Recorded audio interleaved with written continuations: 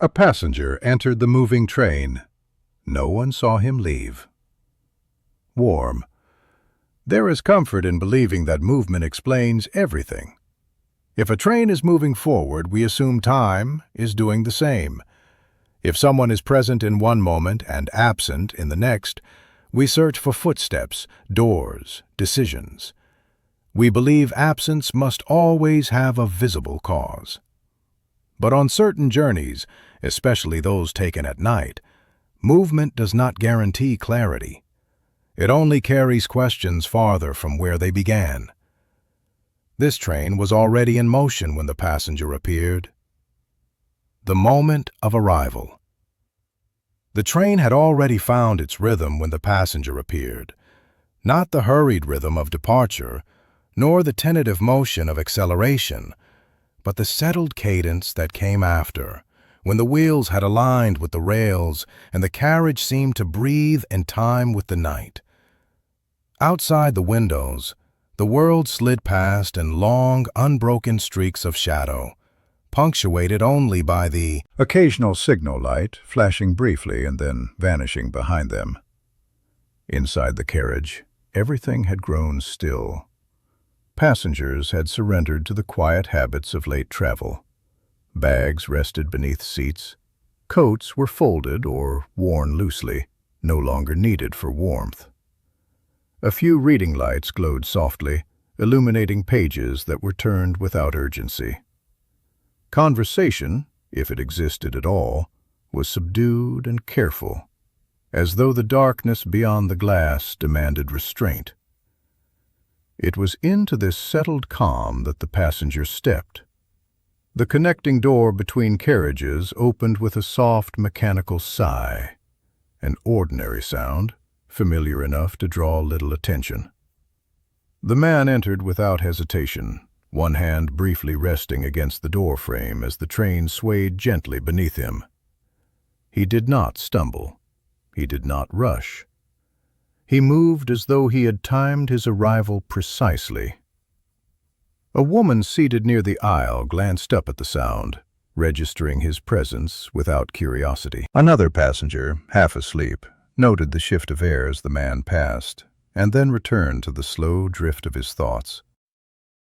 Someone near the window noticed the reflection first, a dark outline sliding across the glass where only darkness had been moments before. No one questioned it. Trains invite movement. People change carriages, doors open and close. These were accepted facts, not events worthy of attention. The man wore a dark coat, buttoned neatly despite the warmth inside the carriage. His shoes were polished, his posture upright. There was nothing remarkable about him, and yet nothing careless either. He carried no bag, no newspaper, no visible indication of where he had come from or where he intended to go. He paused briefly in the aisle, scanning the seat numbers. For a moment, his reflection aligned with his body in the window beside him. Two versions of the same figure moving in opposite directions, one steady, one fleeting. Then the reflection slid away, replaced by darkness. The man chose a seat near the center of the carriage. He sat. The fabric creaked softly beneath his weight. He adjusted his coat once, smoothing it at the edges, then placed his hands together in his lap. His gaze settled forward, unfocused, as though the journey mattered less to him than the simple fact of being on it. The train continued on, indifferent to his arrival. Outside, the countryside had surrendered fully to night. Fields and hedgerows blurred into a single, shifting mass of shadow. Occasionally, the faint outline of a structure appeared, a farmhouse, a signal box, only to vanish seconds later, swallowed by darkness. Inside, the carriage lights remained steady. Time passed in that peculiar way it does on moving trains, elastic and unreliable. Minutes stretched, then collapsed. Thoughts wandered, looped back, dissolved. The man remained seated. A woman across the aisle noticed him again, only when she shifted in her seat and caught sight of his shoes. They were clean. Too clean, she thought vaguely, before dismissing the observation as pointless. A man further down the carriage recalled later that he had seen the passenger lift his head once, as though listening to something beyond the sound of the rails. But at the time it barely registered. Nothing about the man demanded attention. That, perhaps, was the most unusual thing of all. The conductor did not enter the carriage immediately. There was no ticket check yet, no announcement. The journey had only just begun, and routine would take its course in due time. The train pressed on, sealed and uninterrupted. And somewhere within that ordinary progression, between the steady hum of motion and the gentle sway of the carriage, the passenger ceased to be noticed. Not vanished, not gone, simply unobserved. No one saw him stand. No one heard the door open again. No one felt the brush of his coat as he might have passed. The seat he occupied remained as it was, the cushion slightly compressed, the fabric still holding the faint suggestion of use. But the presence that had shaped it seemed to loosen its grip, fading quietly back into the anonymity of the carriage. The train did not slow. No announcement was made, no alarm sounded. If the man had left, there would have been signs, movement, sound, interruption. If he had moved to another carriage, someone would have noticed. Yet when the conductor eventually entered and began his practiced routine, he paused at the seat near the center of the carriage. The seat was empty. He frowned slightly, consulting his list, then glanced back at the seat once more. The pause was brief, hardly noticeable to anyone else, but it marked the moment when the journey shifted, quietly and irrevocably, from the expected into the uncertain. The passenger had entered a moving train, that much was certain. But somewhere between that moment of arrival and the unbroken stretch of track that followed, he had slipped beyond observation, leaving behind no sound, no trace, and no clear understanding of how absence could so completely replace presence without anyone seeing it happen. And as the train carried on through the night, that quiet uncertainty settled into the carriage, unnoticed at first, waiting for the moment it would finally demand to be seen. Not rushing, not panicked, simply there, stepping into the carriage as though he had always belonged to it. Several people noticed him, not enough to stare, but enough to remember.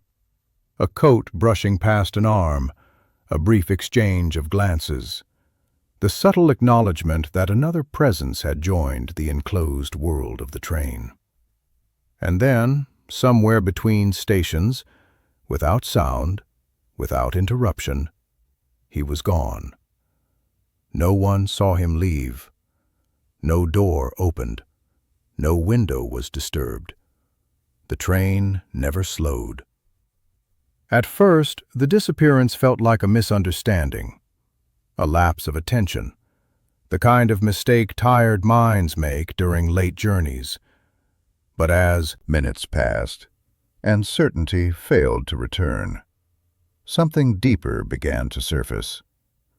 Because when a passenger enters a moving train, and no one ever sees him leave, the journey itself becomes the question.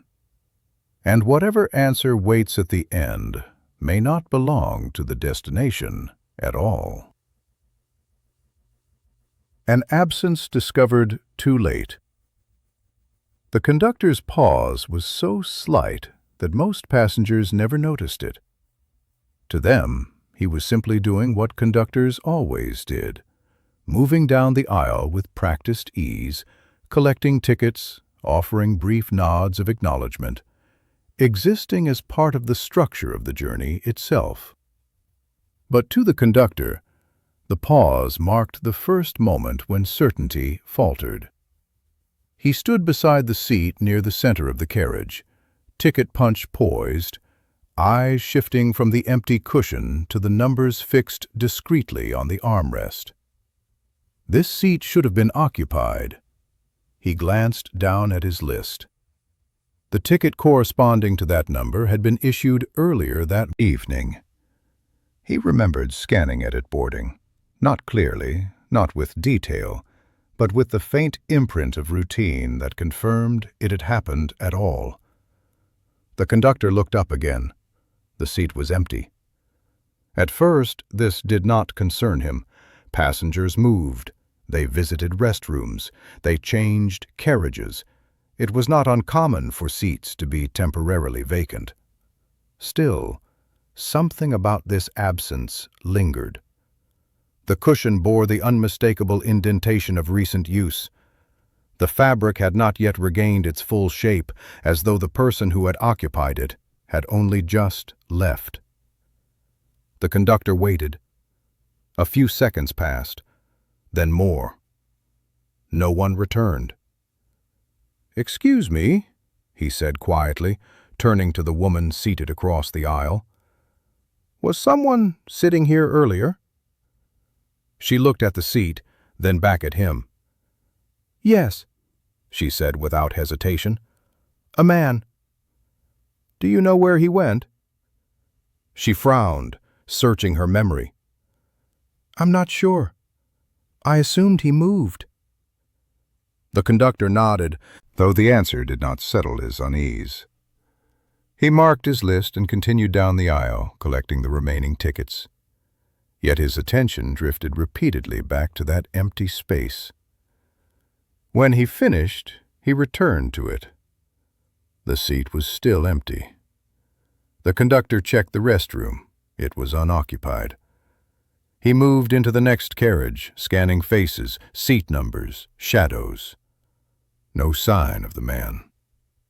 He continued on, methodical and calm, checking each space where a passenger might reasonably be. Nothing. When he returned to the third carriage, the atmosphere had changed in subtle ways. Passengers were watching him now, not openly, but with curiosity sharpened by uncertainty. His movements, once invisible, had become a source of attention. The conductor addressed the carriage gently. "Has anyone seen the gentleman who was sitting here leave?" A few passengers exchanged glances. "I thought he went to another carriage," someone said. "I assumed he went to the restroom." I wasn't paying attention. Each answer felt reasonable on its own. Together they formed a pattern of assumption rather than observation. The conductor listened, thanked them, and stepped back. He checked the doors. Each one was closed, each one secure. The windows revealed nothing but the rushing darkness outside. The train had not slowed. There had been no stops. The man could not have left the train. The conductor told himself this firmly. Still, he searched again. He checked beneath seats, behind curtains, inside storage compartments. He even opened the connecting doors and looked between the narrow spaces that passengers rarely noticed. The man was nowhere.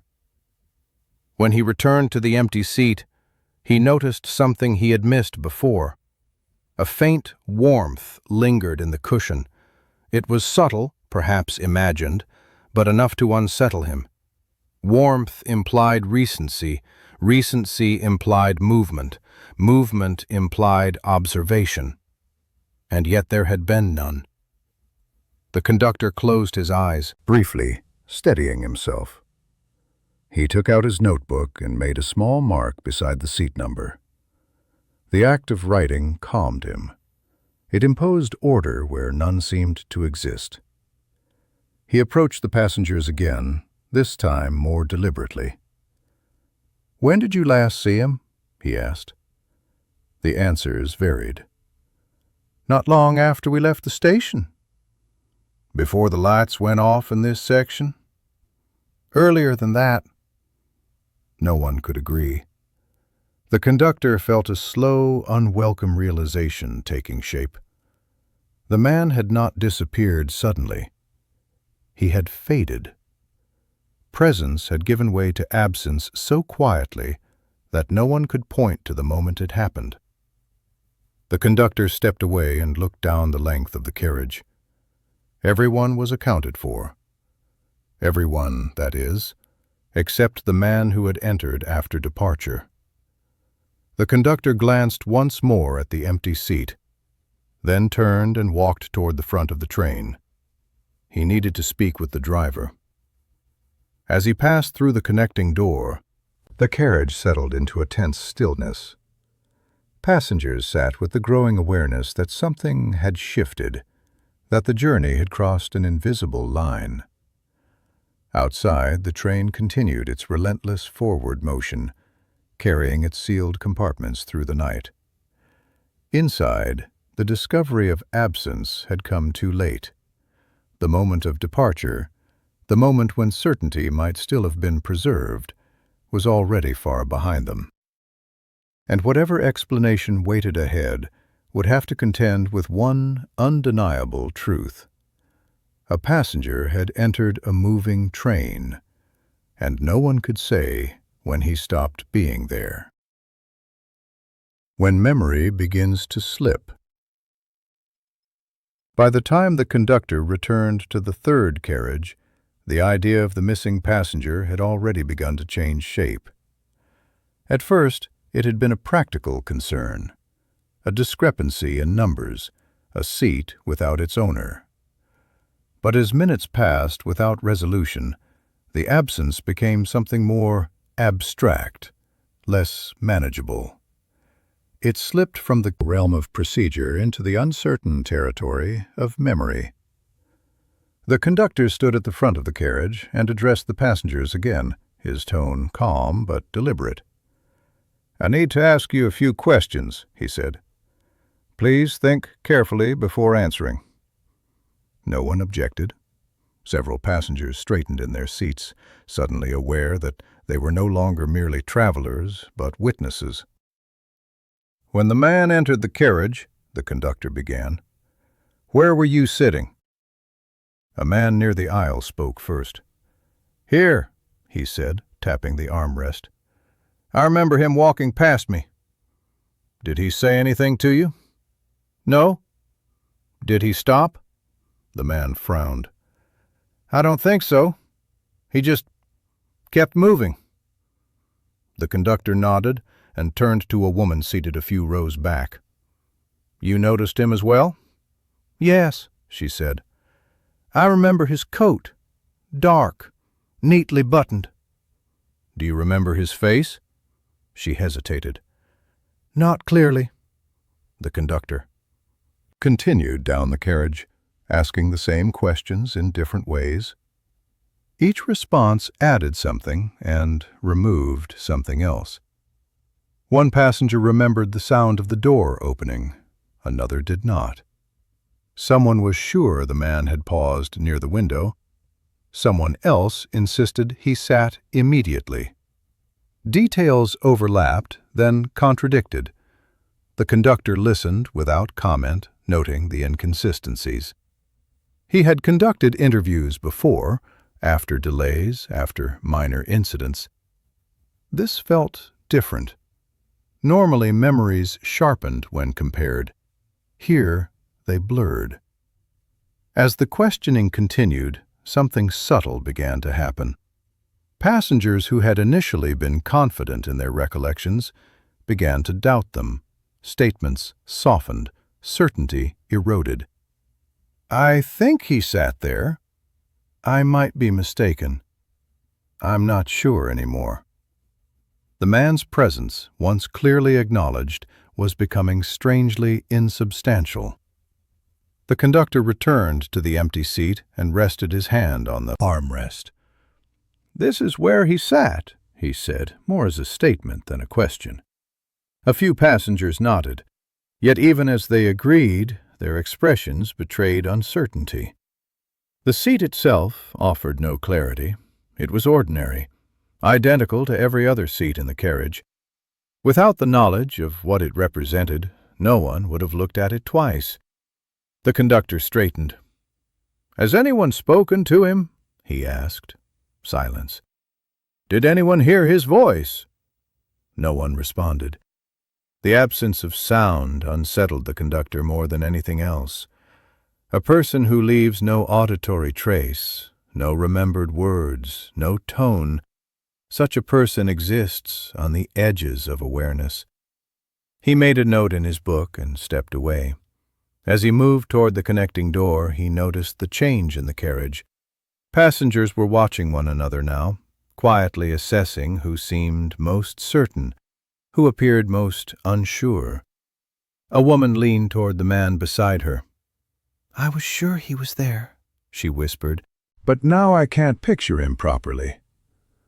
The man nodded slowly. "Neither can I." The conductor paused at the door and turned back. "One more question," he said. "Did anyone notice when he left his seat?" The question felt different from the others. It implied movement. It implied a moment that should have been observed. No one answered. The conductor waited. Still nothing. He opened the door and stepped into the next carriage, leaving the third in a heavy silence. Inside, the passengers sat with the growing realization that their memories were no longer reliable. The harder they tried to recall the man, the more he seemed to recede. A woman closed her eyes, trying to reconstruct the scene, the door opening, the man entering, the way he moved. But the image would not hold. It slipped away as soon as she tried to focus on it. The absence was no longer confined to the seat. It had spread into their recollections. Time passed. The train continued through the night, its motion steady, unbroken. Outside, darkness pressed close to the windows, offering no landmarks to anchor thought. Inside, the carriage felt suspended, isolated not just from stations, but from certainty itself. When the conductor returned, he carried his notebook and a quiet resolve. "I've spoken with the driver," he said. "The train has not slowed or stopped since departure." A murmur rippled through the carriage. "There have been no reports from other carriages," he continued. "No one matching the description has been seen elsewhere." He looked at the passengers. "Which means the man did not move forward or backward through the train." The implication settled slowly. If he had not moved, and he had not left, then the disappearance had not been a matter of direction. It had been a matter of presence. The conductor closed his notebook. "Until the next station," he said, "there is nothing more we can determine." The phrase sounded final, though the journey was far from over. As he stepped away once more, the passengers sat in uneasy stillness. They no longer debated where the man had gone. They debated whether they had ever truly known he was there at all. And that question, quiet, persistent, and deeply unsettling, followed them as the train carried on through the darkness, toward a station that might confirm numbers, but could not restore memory once it had begun to slip away. A carriage without boundaries. After the conductor left the third carriage once more, the space seemed to rearrange itself. Nothing physical changed. The seats remained aligned, the lights held steady. The gentle sway of the train continued without interruption. And yet, the carriage no longer felt like a clearly defined place. It felt permeable, less a contained compartment and more a threshold through which certainty passed without resistance. Passengers sat quietly, each wrapped in their own thoughts. The empty seat no longer drew startled glances. Its presence had become accepted, almost normalized. That, in itself, was unsettling. Absence had settled into the rhythm of the journey with the same inevitability as motion. A man near the window shifted and looked down the aisle. He counted seats unconsciously, stopping at the empty one before continuing. He frowned. The count felt wrong, though he could not say why. Across the aisle, a woman pressed her palm against the window glass, grounding herself in its cool solidity. Outside, darkness rushed past, seamless and unbroken. There were no stations here, no towns, no familiar markers, just motion without reference. She withdrew her hand. For the first time, it occurred to her that the train felt larger than it should. Not physically, but perceptually. As though the space between seats had stretched slightly, subtly, just enough to unsettle proportion. She dismissed the thought immediately. Fatigue, she told herself. Nothing more. But the feeling did not leave. A quiet tension grew. Not sharp enough to provoke panic, but persistent enough to erode comfort. Passengers became acutely aware of where they were sitting, how close or far they felt from others. One man changed seats, not because he needed to, but because remaining still had begun to feel unnatural. The sound of fabric creasing beneath him drew several glances. Movement had become conspicuous. No one objected. No one commented. Yet when he settled again, he avoided the empty seat instinctively, choosing a place that kept distance between himself and the absence. The realization crept in slowly, unwelcome but undeniable. They were all adjusting their behavior, not in response to danger, but to uncertainty. The carriage no longer felt governed by simple rules of cause and effect. Doors did not guarantee exit. Presence did not guarantee continuity. And memory, once assumed reliable, had proven malleable. A woman spoke quietly, breaking the silence. "Does anyone remember which carriage he came from?" The question hovered. Someone shook their head. "I thought it was the one behind us." Another frowned. "No, I thought it was ahead." A third hesitated. "I'm not sure." The disagreement was mild, almost polite, but it reinforced a troubling pattern. Direction itself had become uncertain. The carriage had lost its orientation. The conductor returned after some time, his footsteps measured, his expression controlled. He stood at the front of the carriage and surveyed the passengers. "I want to be clear," he said calmly. "There are no open access points on this train while it is in motion. Every carriage remains sealed." No one argued. "The connecting doors," he continued, "log openings. There has been no record of one opening after the passenger entered."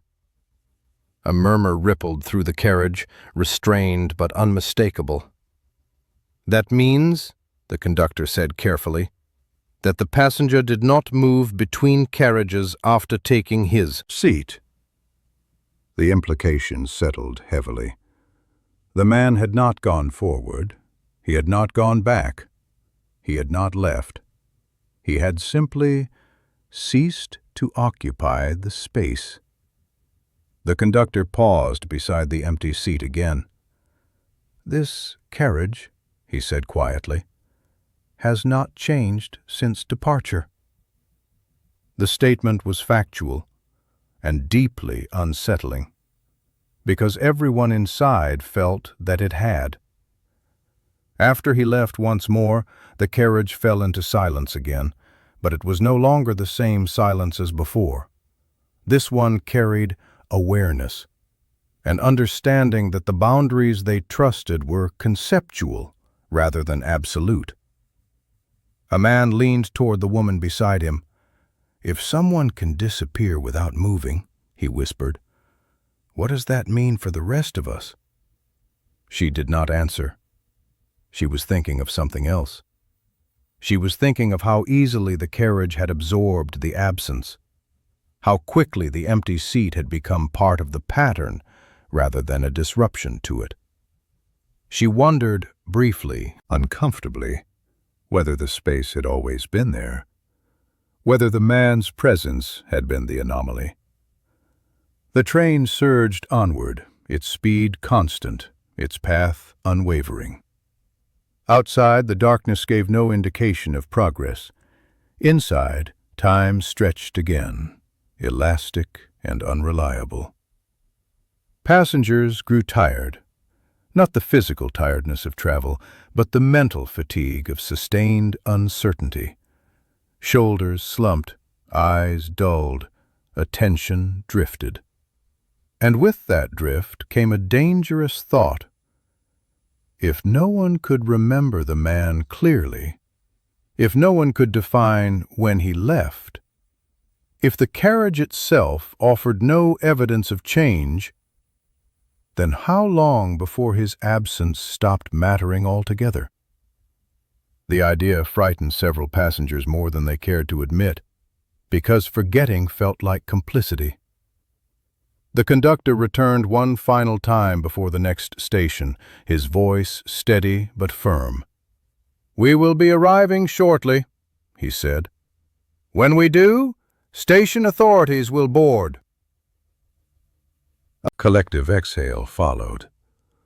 Arrival, however uncertain, still represented structure, procedure, external reference. Yet beneath the relief lay apprehension. What if arrival changed nothing? What if the carriage remained as it was, intact, orderly, and missing something no one could define? As the train began to slow, the lights outside gradually reappeared, distant and pale. Inside, the passengers sat upright, alert once more. The weight that stayed behind. Once the train left the station behind, the carriage seemed to exhale, not in relief, rather in resignation. The brief interruption of arrival had promised clarity. Procedure had boarded the train, examined the mystery, and stepped off again, leaving the sealed carriages exactly as they were. With the station gone, so too was the last illusion that certainty might be restored by external authority. The third carriage returned to motion. The steady rhythm of the rails resumed, familiar and relentless. Outside, the darkness closed in once more, uninterrupted by lights or landmarks. Inside, the passengers sat quietly, each absorbed in a private reckoning. The empty seat remained. It no longer felt accusatory. It felt established. A man seated near the window shifted uncomfortably, aware of a strange sensation, an impression that the carriage was now slightly out of balance, as though it carried an uneven weight. Not physical, but perceptual. Something intangible had been added, even as something tangible had been removed. He glanced toward the seat again, then looked away. Others were doing the same. A woman clasped her bag more tightly than necessary, grounding herself in its familiar shape. A man checked his ticket twice, smoothing the paper carefully before returning it to his pocket. These small rituals were not practical. They were affirmations. I am here. I exist. I can be counted. The conductor did not return immediately. His absence allowed the passengers' thoughts to drift unchecked, And with that drift came speculation, not spoken aloud, but heavy enough to be felt. If the man had not left, if no boundary had been crossed, if no moment of departure could be identified, then perhaps departure was the wrong concept altogether. The idea formed slowly, tentatively. Perhaps the man had not gone anywhere. Perhaps the carriage itself had changed. The thought unsettled several passengers at once, though none of them voiced it. Instead, they sat quietly, listening to the train move through the night as if movement alone could reassert normalcy. Time passed. Minutes lost definition, blending into longer spans that felt both stretched and compressed. Fatigue crept in, dulling sharp edges of fear and replacing them with a heavy, contemplative stillness. The conductor returned at last, his steps slower now, his demeanor subdued. He stood at the front of the carriage, hands clasped loosely in front of him. "I want to update you," he said quietly. Heads lifted, eyes focused. "We've contacted Central Operations," he continued. "They've confirmed there have been no system irregularities, no door malfunctions, no unscheduled stops." He paused. "There is no mechanical explanation." The words landed softly and yet carried weight. A woman asked, "Then what explanation is there?" The conductor hesitated. "None that fits." Silence followed. He moved down the aisle slowly, stopping beside the empty seat once more. For a moment he rested his hand on the backrest, then withdrew it. "This seat," he said, choosing his words carefully, "is no different from the others." Several passengers frowned. "It has the same structure, the same materials, the same conditions." He looked up.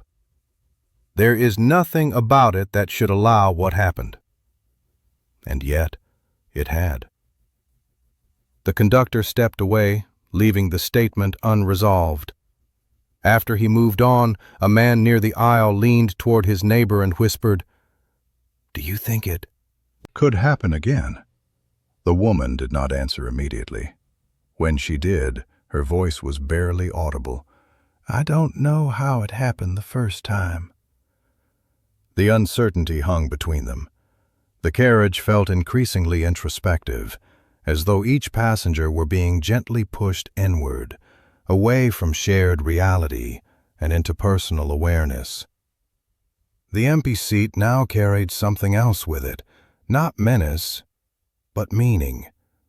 It had become a reference point, a reminder that presence was not guaranteed by intention alone. People began to notice their own transitions in and out of awareness. A man realized he had not consciously thought about the journey for several minutes. A woman found herself staring into darkness without remembering when she had last blinked. They became aware of how easily attention drifted and how absence might slip in unnoticed when it did. The train continued through a long, uninterrupted stretch of night. No signals passed. No towns emerged. It felt as though the journey existed in isolation now, disconnected from the world it moved through. Eventually, the conductor returned for a final time before the last stretch. "We will reach the final destination shortly," he said. "Please prepare yourselves." Prepare. The word felt ambiguous. Passengers gathered their belongings slowly. Bags were checked, pockets patted. Each act felt deliberate, purposeful. The empty seat remained untouched. No one sat in it. No one placed anything on it. It was as though an unspoken agreement had formed. As the lights of the final station appeared faintly in the distance, the carriage stirred with restrained movement. People stood, then sat again, uncertain whether they were ready for arrival. The train slowed, and in that gradual deceleration, the passengers felt something shift, not outward, but inward. The realization came quietly, without drama. Whatever had taken the man had not taken anything else. It had left them all behind. Present, accounted for, changed. The train rolled onward toward its final stop, carrying its passengers through the last stretch of darkness, and with every passing second, the weight of what remained, the unanswered, the unseen, the unrepeatable, settled more firmly into the carriage. The absence had not emptied the space. It had filled it. And in that moment, just before the interruption of arrival, each person felt the same uneasy truth settle in their chest. The carriage had not lost a passenger. It had lost a boundary. And once boundaries dissolve, presence becomes negotiable, and absence no longer needs permission to occur.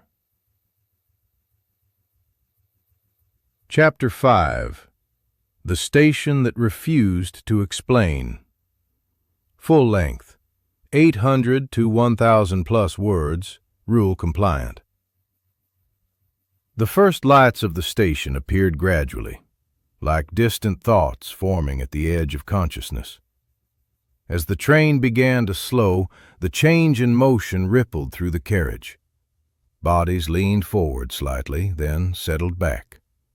The familiar sensation, normally reassuring, felt charged now, as though the train itself were reluctant to arrive. The conductor passed through the carriage once more, his presence steadying in a way procedure often was. "Please remain seated when we stop," he said quietly. "This won't take long." No one objected. The train eased onto the platform with a low, drawn-out sigh of metal.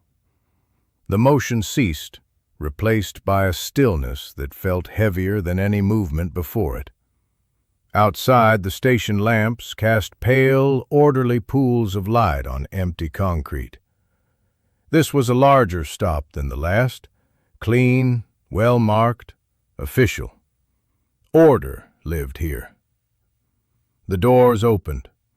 Cool air entered the carriage, sharp and clarifying.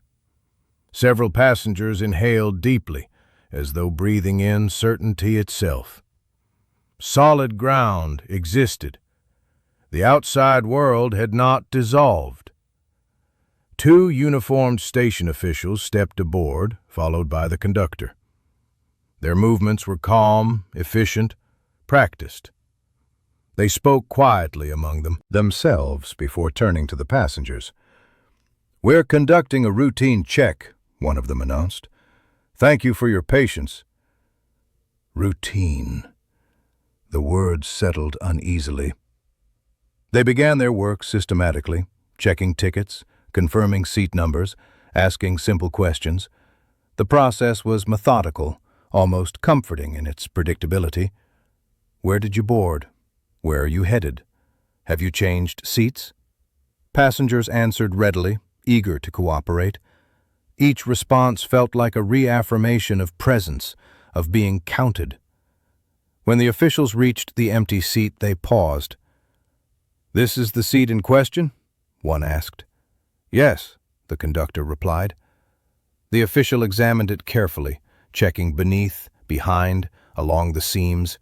He ran his hand over the cushion, then straightened. "Anyone see the passenger leave?" he asked. Silence. "Anyone see him move after sitting?" No one spoke. The official nodded slowly. "All right." They continued through the carriage, then stepped back onto the platform to confer. Their voices were low, indistinct. Inside, the passengers waited. This was the moment when answers should arrive, when uncertainty should be replaced by explanation, when authority should impose clarity on confusion. But when the officials returned, their expressions told a different story. "There is no evidence of a forced exit," one of them said. "No indication of emergency or interference. The train did not stop between stations." He paused, choosing his words carefully. "At this time, we cannot determine where the passenger went." A murmur passed through the carriage. "What happens now?" a woman asked. The official met her gaze. "We document the incident. The train continues." The simplicity of the answer unsettled her. "That's it?" someone else asked. "For now," the official replied. They disembarked. The doors closed. The whistle sounded again, clear and unchanged. The train began to move. As the station slid away and the lights receded, a subtle shift passed through the carriage. The outside world, so briefly present, had offered nothing. No explanation, no resolution, only confirmation. The disappearance was real. Passengers sat quietly as the train resumed its steady pace. The sense of anticipation that had accompanied arrival gave way to something heavier. Acceptance. A man near the aisle spoke softly. "If they can't explain it—" No one finished the thought. The empty seat remained. It had survived scrutiny, procedure, authority. It had passed through the station unchanged. The realization was unsettling. Stations were meant to interrupt journeys, to reset them, to offer correction when something went wrong. This one had done none of that. The train pressed on into the darkness beyond the platform lights, carrying its passengers back into the unbroken night. Inside, conversation dwindled again, replaced by a quiet, inward focus. Each person seemed occupied with their own version of the same thought. What does it mean when arrival explains nothing? The conductor returned to the carriage once more, notebook in hand. He made a final note, then closed it.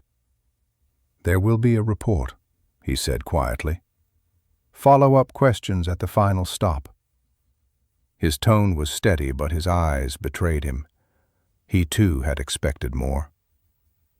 After he left, the carriage fell into silence. The absence no longer felt temporary. It had settled into the journey, woven itself into the rhythm of the rails. The passengers felt it not as fear, but as a persistent awareness, a knowledge that something essential had slipped beyond their grasp and that no amount of procedure could retrieve it. Outside, darkness reclaimed the windows. Inside, the empty seat sat among them, ordinary and inexplicable. The station had offered order without answers, and as the train continued onward, the passengers understood something with quiet certainty. Whatever had happened did not belong to a place. It belonged to the journey itself.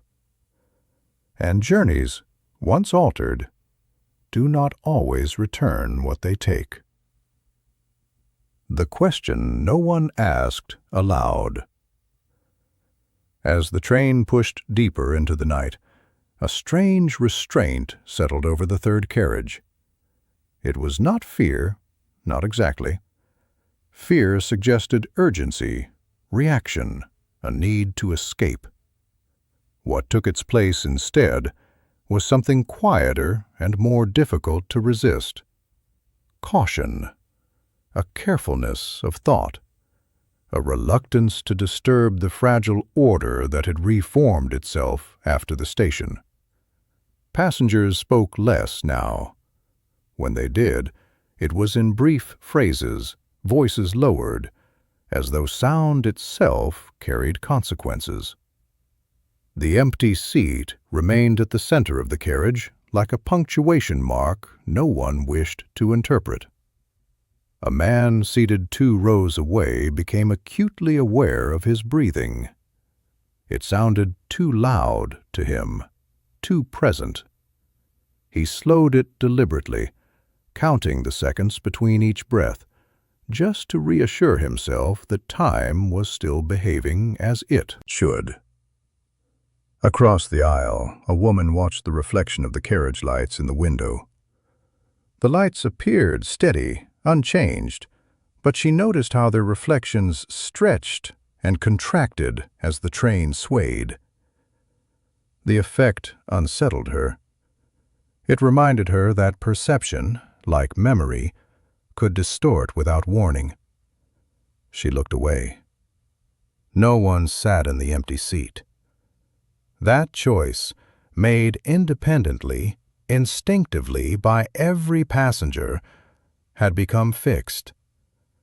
The idea of occupying it felt inappropriate, almost intrusive, though no rule forbade it. The conductor returned quietly, not to address the carriage, but to stand near the door and observe. His presence was calm, attentive, almost watchful. He seemed less like a guide now and more like a custodian of something fragile. A man near the aisle cleared his throat. "Excuse me," he said softly. "May I ask you something?" The conductor nodded. "Do you think—" The man paused, searching for words. "Do you think this train has—" Areas we don't fully understand? The question landed carefully. The conductor considered it longer than expected. "Every system has margins," he said finally. "Places where precision ends and assumption begins." The man nodded slowly. "And people?" "Yes," the conductor said. "People too." The answer was not comforting. After that, no one spoke for some time. The train continued its steady progress, the sound of the rails a constant, grounding presence. Outside, the darkness remained uninterrupted, as though the world itself had narrowed to the train alone. Inside, thought drifted again, this time toward a question that hovered just beyond the reach of language. Not how the man had vanished, not where he had gone, but why no one had noticed the moment he stopped being there. The realization came individually but almost simultaneously. Each passenger recognized with a subtle chill that they had all shared responsibility for the absence, simply by not paying attention. Not out of negligence, out of normalcy. They had trusted the journey to manage itself. A woman pressed her fingers together, recalling the moment she had glanced away from the aisle, her attention captured by the passing darkness. It had felt insignificant at the time. Now it felt pivotal. A man replayed the rhythm of the train in his mind, wondering if the disappearance had coincided with a particular sway, a shift in balance, a moment when attention naturally loosened. Nothing stood out. That was the problem. The conductor moved down the aisle slowly, checking on the passengers, not for tickets, not for compliance, but for presence. His gaze lingered just long enough at each seat to confirm that it was occupied. When he reached the empty seat, he paused. He did not touch it. He did not speak. He simply acknowledged it and moved on. The act felt deliberate, as though even attention could be offered sparingly. A quiet thought began to take shape in the carriage, unspoken but shared. Perhaps the train had not taken the man. Perhaps attention had. The idea was subtle and deeply unsettling. Attention, after all, was what anchored presence. Without it, existence became provisional, temporary, conditional, easily withdrawn. The passengers became acutely aware of how often they drifted out of awareness during ordinary journeys, how easily they surrendered observation, how willingly they trusted that the world would remain stable without their witness. The train surged onward, passing through a long stretch of uninterrupted track. Time felt strange again, compressed and elongated all at once. A woman closed her eyes briefly, then opened them immediately, startled by the sensation of not seeing the carriage even for a second. She glanced at the empty seat instinctively. Still empty. Still there.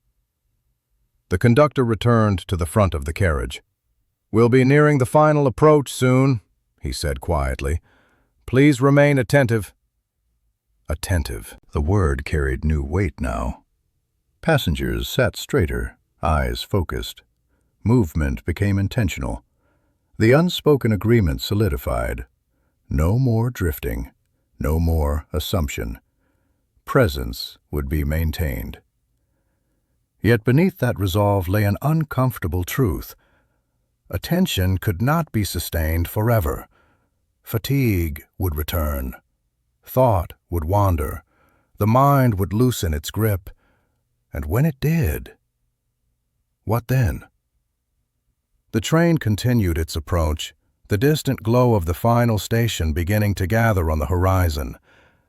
Inside the carriage, the passengers held their awareness tightly, as though it were a fragile object that could be misplaced. No one spoke. No one slept. No one looked away for long, because the question, now fully formed, finally acknowledged, waited silently among them. If presence depends on being noticed, then what happens in the moments when no one is looking? The train offered no answer. It only carried them forward toward arrival, while the question remained, quiet, unresolved, and impossibly close to the truth they were no longer sure they wanted to find. Arrival without resolution. The first signs of the city appeared as a faint glow on the horizon. At first, it was barely distinguishable from the night itself, a pale thinning of darkness that suggested distance rather than destination. Gradually, shapes emerged. Streetlights lined invisible roads. Buildings formed low silhouettes against the sky. The world, which had felt so distant for so long, began to reassert itself. Inside the third carriage, no one felt relief. Arrival had once represented closure, a return to structure, a point where journeys ended and certainty resumed. Now it felt like something else entirely, an interruption that threatened to freeze the mystery into permanence. The conductor moved through the carriage one last time before the stop. His steps were deliberate, his presence quiet but steady. He paused at each seat just long enough to confirm occupancy, his gaze careful, almost respectful. When he reached the empty seat, he hesitated, not out of confusion, out of acknowledgement. He moved on. The train began to slow, the change in motion unmistakable. The rhythm of the rails shifted pitch, the steady hum giving way to a deeper, measured sound that signaled approach. Outside, the lights grew brighter, closer, more defined. A woman near the window whispered, "I thought I'd feel better when we got here." The man beside her nodded faintly. So did I. The train eased along the final stretch of track, passing signal posts and platforms waiting in quiet order. The station ahead was large, structured, illuminated, alive with the promise of procedure. If answers existed, they should exist there. The train came to a stop. The sudden stillness was jarring. After hours of motion, the absence of movement felt unnatural, as though the train had been paused rather than completed. The doors opened. Cool air swept through the carriage, carrying the familiar sense of concrete and metal. Footsteps echoed outside. Voices rose and fell in the distance. 2 uniformed officials boarded, accompanied by the conductor. Their expressions were composed, professional, prepared. They introduced themselves briefly and began their questions. Names, destinations, boarding points. Passengers answered readily, almost eagerly. Each response felt like an affirmation of presence, proof that they belonged where they were, that they could be accounted for. The officials checked tickets, comparing numbers against lists. Everything aligned. When they reached the empty seat, they stopped. "This is the one?" one of them asked. "Yes," the conductor replied. The official examined the seat carefully. He checked beneath it, behind it, along the window and the aisle. He looked up at the luggage rack, then down the length of the carriage. Nothing. "Anyone see the passenger leave?" he asked. Silence answered him. "Anyone see him move after?" Sitting? Again, nothing. The official nodded slowly. "All right." They conferred quietly with the conductor, their voices low, measured. Then one of them addressed the carriage. "At this time," he said, "there is no evidence of an emergency, criminal activity, or mechanical failure." The phrasing was precise. "And the passenger?" a woman asked softly. The official met her eyes. "Unaccounted for." The honesty of the answer landed heavily. "There will be a formal report," he continued. "If anyone recalls additional details later, please contact the appropriate office." With that, the officials disembarked. The doors closed. For a brief moment, no one moved. The station beyond the windows felt close now, solid, real. People passed on the platform, unaware of what had occurred inside the carriage. Life continued, uninterrupted. Inside, the passengers remained seated, as though rising too quickly might break something fragile. The conductor spoke quietly. "You may disembark when ready." They did. One by one, passengers gathered their belongings and stepped into the aisle. Each person paused briefly as they passed the empty seat, glancing at it without fully understanding why. Some slowed their steps, some looked away quickly. None touched it. As the carriage emptied, the absence felt sharper, not because it was more visible, but because there were fewer distractions to soften it. Soon, only the conductor remained. He stood alone in the aisle, the open doors framing the platform beyond. He looked at the empty seat one last time, then reached out and adjusted the armrest, straightening it with habitual care. The action felt strangely final. He stepped off the train. The doors closed behind him. From the platform, the third carriage looked ordinary, identical to every other carriage on the line. Nothing in its exterior hinted at what had occurred within. The train prepared for its next movement.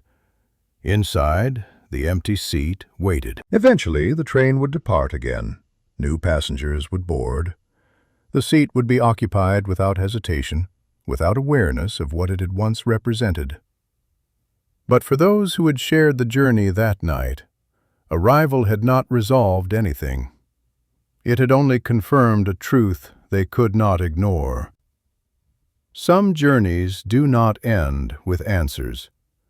They end with questions that refuse to stay behind.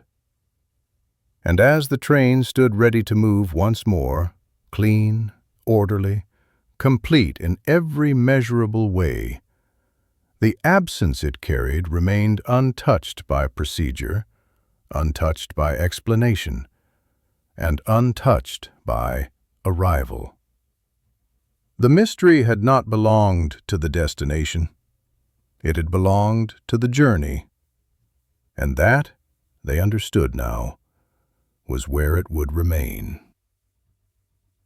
After everyone was counted, the train did not leave immediately.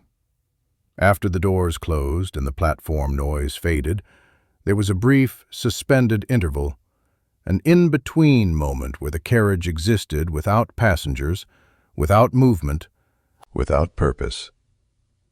The third carriage sat quietly beneath the station lights, emptied of witnesses, but not of memory. Inside, the air felt different, not colder, not heavier, simply attentive. The conductor returned alone, stepping back into the carriage with measured calm. His footsteps sounded louder now, unsoftened by conversation or shifting bodies. He walked the length of the aisle slowly, checking seats out of habit rather than necessity. Every place was empty, except one. The seat near the center of the carriage remained unoccupied, just as it had been for the remainder of the journey. Without people around it, the seat looked almost ordinary again, one among many, indistinguishable unless you knew where to look. The conductor stopped beside it. He consulted his notes one final time, reading through the sequence of events as though repetition might introduce clarity. Passenger observed entering after departure. Seat occupied. Presence confirmed by multiple witnesses. Absence discovered without movement. No mechanical failure. No recorded exit. He closed the notebook. Reports had a way of flattening experience. They captured facts, timelines, confirmations, but not weight, not atmosphere, not the subtle shift that occurred when certainty quietly gave way to doubt. He looked down at the seat. Everyone else was counted, he murmured to no one. The words echoed faintly in the empty carriage. After a moment, he continued his inspection. He checked beneath the seat again, though he already knew what he would find. He ran his hand along the window sill, the armrest, the seat back. Nothing disturbed, nothing altered. The train, by all measurable standards, had remained intact. The conductor straightened and moved toward the door connecting to the next carriage. He opened it, peered through, then closed it again.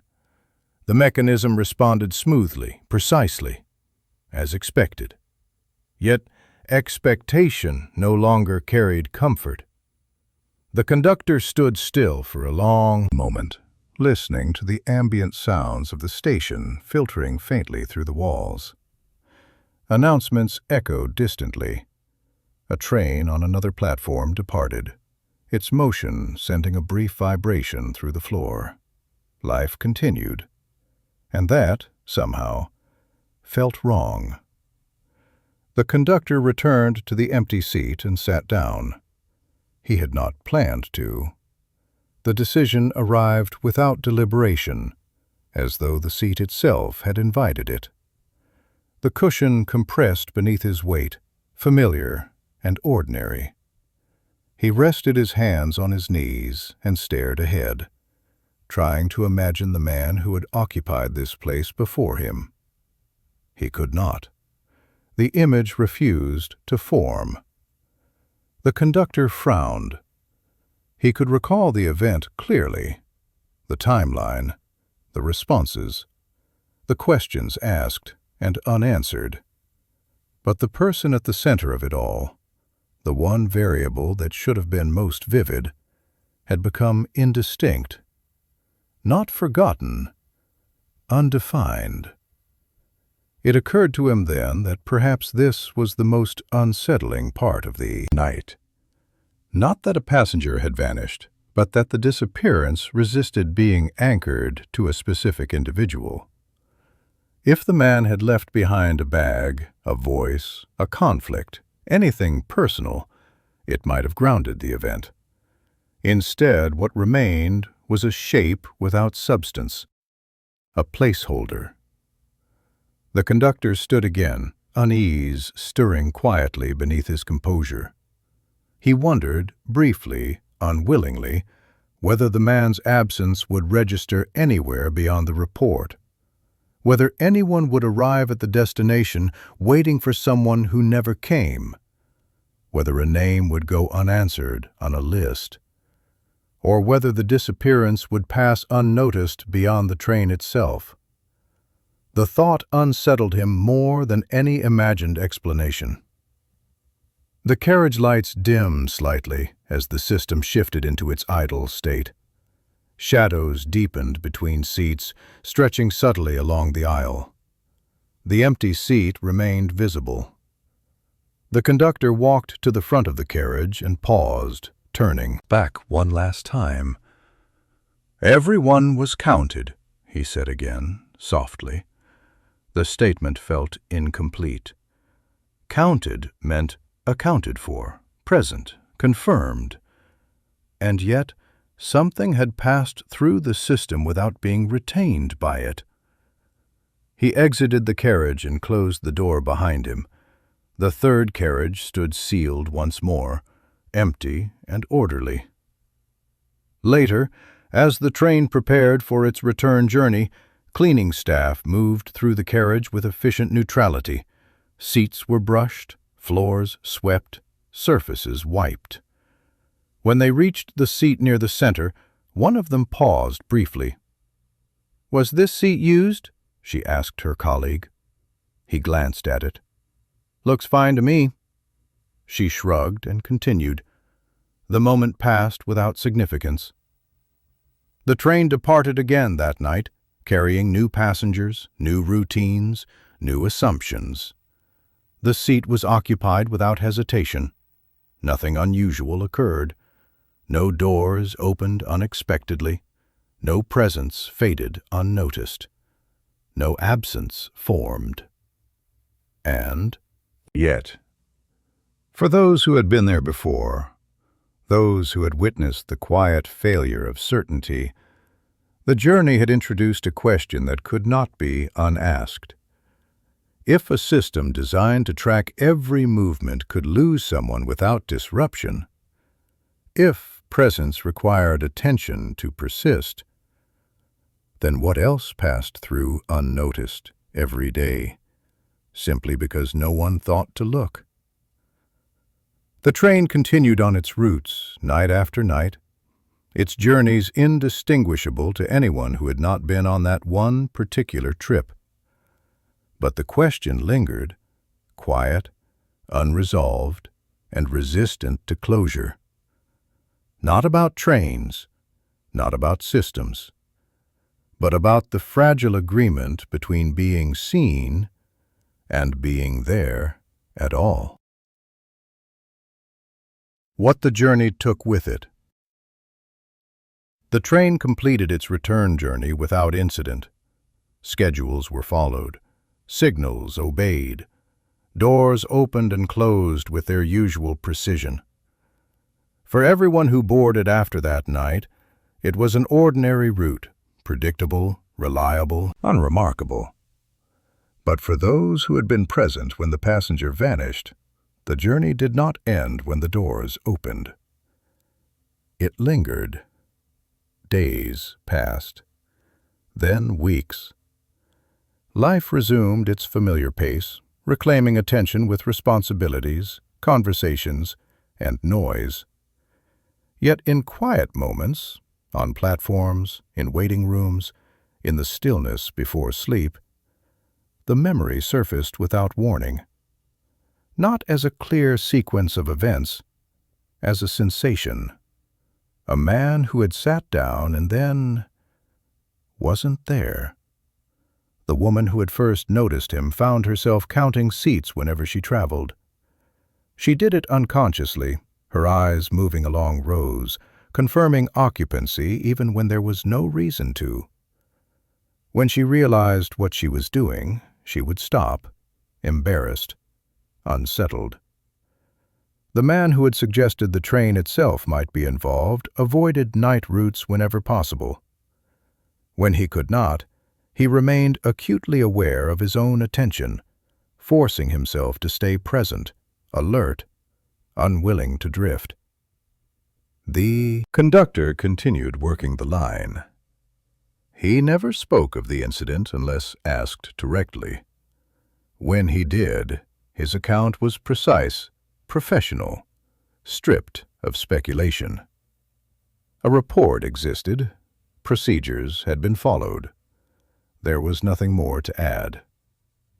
And yet, he noticed changes in himself. He checked seats more carefully now, paused longer in doorways, looked twice where once he would have looked once. Not out of fear, out of respect, for the idea that presence was not guaranteed by intention alone. Sometimes, late at night, he found himself standing beside a seat and wondering not who might sit there next, but who might pass through it unnoticed. The seat itself became ordinary again. Passengers used it without hesitation. They leaned back, crossed their legs, rested their heads. It carried laughter, impatience, fatigue, everything seats were meant to carry. Nothing about it suggested loss. And yet the conductor could never quite forget that once it had held something that did not stay. The report was eventually filed away. No further inquiries followed. No name was ever conclusively attached to the missing passenger. No one came forward to ask why someone had not arrived.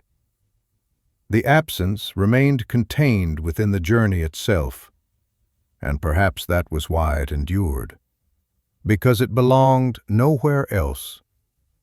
Trains, after all, exist between places. They occupy the space between departure and arrival, where certainty loosens its grip and attention drifts easily. They invite trust, not because they are mysterious, but because they are familiar. The night of the disappearance had revealed something fragile beneath that familiarity. Not a flaw in the train, not a failure of machinery, but a truth about observation. That presence is maintained not by systems alone, but by awareness. That absence does not always announce itself, and that what goes unnoticed can slip away without resistance. The passengers carried that understanding with them, quietly, unevenly, each in their own way. Some dismissed it as an oddity, a story shaped by fatigue and late hours. Others held on to it more carefully, letting it reshape how they moved through shared spaces. But none of them ever forgot the feeling, the sense that the journey had taken something, not violently, not suddenly, but gently, as though it had simply reached out and claimed a moment when no one was watching closely enough. Years later, the route remained unchanged, the same stations, the same timings, the same quiet hours where night softened attention and movement became hypnotic. Passengers boarded, passengers arrived, and sometimes, very rarely, someone would glance at an empty seat and feel a brief, inexplicable hesitation, a momentary awareness that felt misplaced, unreasonable. They would shake it off. After all, people do not simply vanish from moving trains. And yet, between one station and the next, between presence and memory, something had once passed through unnoticed. And for those who knew, the journey would never again be just a means of getting somewhere. It would always be a reminder that not every disappearance leaves evidence. Some leave only a space. And the quiet understanding that once attention drifts, Even certainty can be carried away, silently, steadily, by a train moving through the night. Some journeys arrive exactly where they should. Others arrive with something missing. The train kept its schedule. The doors opened and closed. Every seat was filled again. And yet, between those familiar motions, a quiet truth remained. That not every absence is loud. Not every disappearance leaves panic behind. Some simply slip through the spaces created by habit, fatigue, and trust. Perhaps the passenger was never meant to stay. Perhaps the journey itself claimed him. Or perhaps attention, once loosened, failed to hold what briefly passed through it. We move every day through shared spaces, assuming continuity, assuming that what is Present will remain so.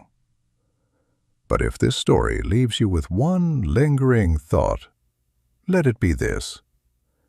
When you travel at night, when the world grows quiet and motion becomes hypnotic, notice who is beside you.